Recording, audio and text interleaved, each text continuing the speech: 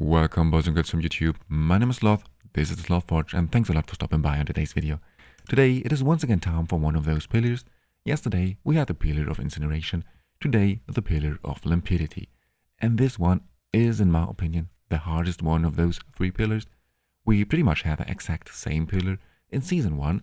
There it was the pillar of resplendence, now it is the pillar of limpidity, and it is just as annoying as it used to be. And the reason why this boss is so annoying is because of the Bright Torrent skill. He deals a very good amount of damage to all of our heroes, and then does he heal all his elements by 1500% of his attack. So this skill is very dangerous. It deals a very good amount of damage, and then it heals those elements by a quite good amount as well. And he brings the skill twice every single rotation, so this is very annoying. And the problem is we have to kill those adds, because every one of those adds grants damage reduction to the boss, 40%, so overall 80% damage reduction for the boss. So we have to kill those adds if we want to kill the boss.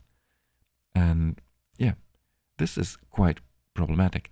So the most important part for this boss, without a doubt, is to bring a hero with attack penalty. Because first, it will help you to survive, and you have to survive, because not you have to, obviously you have to survive, but it is very hard to survive, because he deals a very good amount of damage, very good amount of AoE damage, and the adds also deal a good amount of damage. And so attack penalty helps you just a lot, and then also, as I said, this heal scales with attack as well, so if we cut his attack in half, then also this heal gets cut in half. So I would highly recommend to bring an attack penalty hero. Whatever team you are using, you should bring one hero with attack penalty. And then you should try to aim to time the attack penalty at something like this. 17 seconds first cast, and then 18 seconds recast. Normally, I would recommend you always have 18 seconds recast timer. Now with this particular team, we are using 19 seconds recast timer, because we bring Frost. And you know this probably already. Frost debuffs convert into Frozen debuffs, and the Frozen debuff slows down the enemy by a little bit. So normally, if it takes him 18 seconds to cycle through his skills, it now takes him a little bit longer. And the problem is that we have to inflict the boss with a couple of Frost debuffs before he gets frozen. So it is a little bit of RNG involved, as often. So it is not I am not able to give you the perfect recast timings. With 19 seconds, it worked pretty good, but it is not 100% reliable. Sometimes it just gets out of sync because, as I said, sometimes it takes you a little bit longer to inflict enough Frost debuffs, and then it just takes, it takes a little bit longer, and it can happen that you get out of sync. But I had pretty good success actually with this 19 seconds recast timing. So if you copy this exact team, the heroes that you want to stay in sync with the boss, those heroes, I would recommend you to give them a 19 seconds recast timer if you are using a Frost team. And then for your damage dealers, like here I am using Rava and Vidimir, I'm using an 18 seconds recast timer, but you can use whatever fits for those two heroes. If they have a little bit of additional skill haste, you can go down with the recast timer a little bit.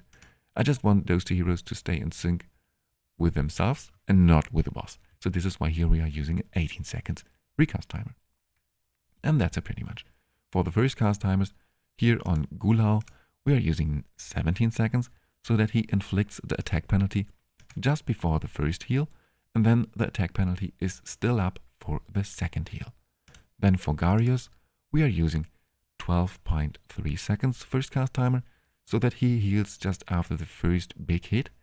And then for Jillian, 22 seconds, because then she heals just after the second big hit. So I had very good success with those timings, and I really hope that you are going to have success with those timings as well. Then also, let's talk about those artifacts next real quick. Well, first, the positioning. I hope I didn't mention this already. I didn't. I'm quite sure I didn't. For the positioning, you want this exact positioning because with other positionings, for example, a positioning like this, it would take you way longer to clear those waves. Because with this exact positioning, Clovis and Kamari, they will stop right here at your front line, and you can just kill or clear those waves way faster with Vidimir. If you place your DPS heroes in the backline, then Clovis and Kamari will jump to the backline. It will all be a little bit split up, and you just have a harder time to kill those heroes faster with Vidimir. So I would highly recommend to use this exact timing. And then we are using Gulal and Vidimir here on the top so that they can kill the first ad a little bit faster, because this is your main goal actually. Once one of those Radiance elements is down, then you have a pretty good time actually. Then you should clear the wave, because then there is way less damage incoming, and you should clear the wave. So this is your main target, to kill one of those ads as soon as possible. So in theory, you could also try a positioning like this, but I had the best success with this positioning, because as I said, then we just clear those stages way faster. Also, I had like 1 minute left actually with my first run, so there is a little bit of room actually, just in case you have worse gear, because I have to admit this here actually, I'm using very good gear on my heroes.